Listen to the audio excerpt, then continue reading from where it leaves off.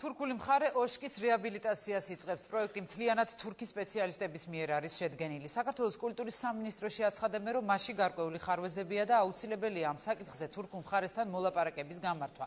უწყებაში იმასაც ამბობენ, რომ სასურველია პროცესებში ქართველი ხელოვნებაცოდნეები და რესტავრატორები ჩაერთონ. რა ბედიელის ქართულ ისტორიულ ძეგლს ქეთევან ბერაიაგი ამბობთ.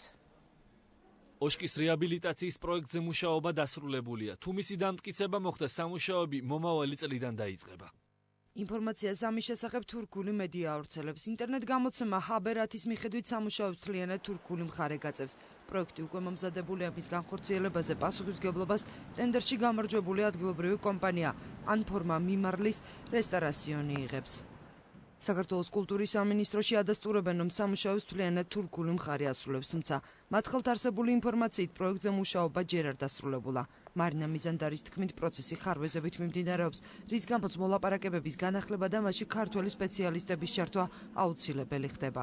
კულტურის სამინისტრო აცხადებს, რომ საჭირო ხდება თურქეთში არსებული ქართული ძეგლების დაცვის საკითხის გარკვეულ იურიდიულ ფორმატში მოქცევაც. სამუშაოები დაწყებულია თურქული მხარის მიერ, ხორციელდება თურქული მხარის მიერ. არ არის მაინც და მაინც დამაიმედებელი მდგომარეობა, იმიტომ რომ კვლევითი ნაწილის გარეშე ვერ იქნება პროექტი სრულყოფილი. თავი რომ ავიწყოთ, ალბათ მოგვიწევს მაინც კვლავ მოლაპარაკების დაწყება და რაღაცა ლეგალური ჩარჩოს შემუშავება აი ამ თანამშრომლობისთვის.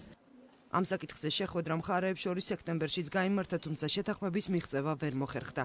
ქართველი ექსპერტები თვლიან, რომ ჩაშლილი მოლაპარაკებების ფონზე ქართული ძეგლების პირვანდელი სახით შესანარჩუნებლად მხარეები ძველ პირობებს უნდა გაემიჯნონ და ურთიერთობა ახალი ფორმატით დაიწყონ.